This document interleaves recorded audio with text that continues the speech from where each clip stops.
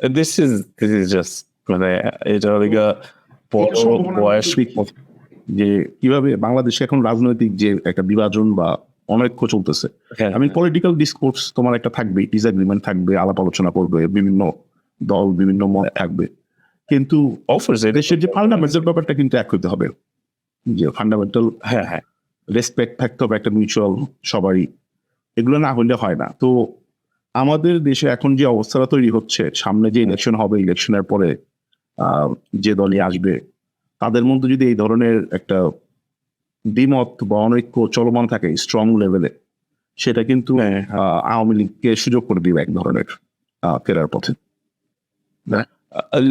আমি এটা বলতে একটা ডাউট আছে। আমি যেটা বলতে ডিসএগ্রি করবো, মানে আমি যেটা ক্লারিফাই করতেছি সেটা হচ্ছে কি স্যার, মানে Obaidul Quader is like 76, 77 years old. So Obaidul Quader is a career politician. সে ওই সেন্সে বলতেছে যে Awami League is gonna come back.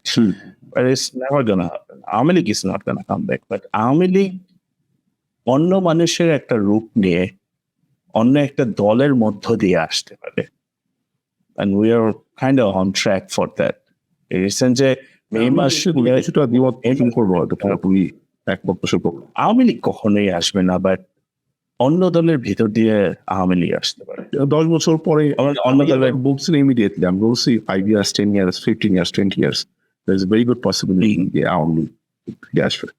কারণ বাংলাদেশে আমরা এই ধরনের ফিরে আসার রাজনীতি গত 50 বছর ধরেই দেখেছি। তো সেইটার ইতিহাস থেকেও বলতে চাই কিছুটা স্ট্রংলি বা কনফিডেন্ট।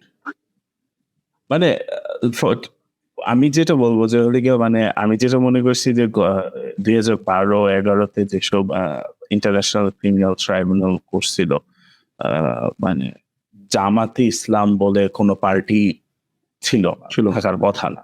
বিএনপি তো ছিল না, বিএনপি তো একজন নেতার মধ্যে টিকে ছিল, তাই না?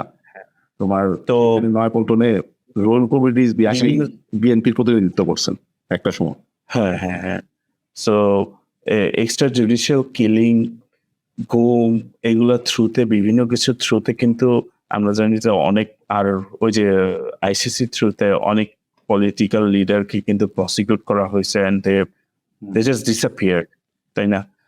তো হাউ কাম বিএনপি, মানে আউট অফ নোওয়্যার কিন্তু বিএনপি কিন্তু আসছে, বিএনপি কিন্তু ফুল পাওয়ার নিয়ে কিন্তু বাংলাদেশে এখন প্রিপেয়ার করতেছে। এই যে একটা ভ্যাকিউম তখন তারা ফিল আপ করার চেষ্টা করতেছে।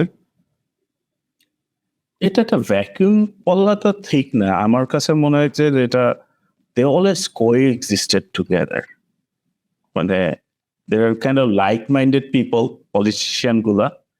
তারা হলে গিয়ে দে নো হাউ টু, ওই যে মানে একজন বানায় কি।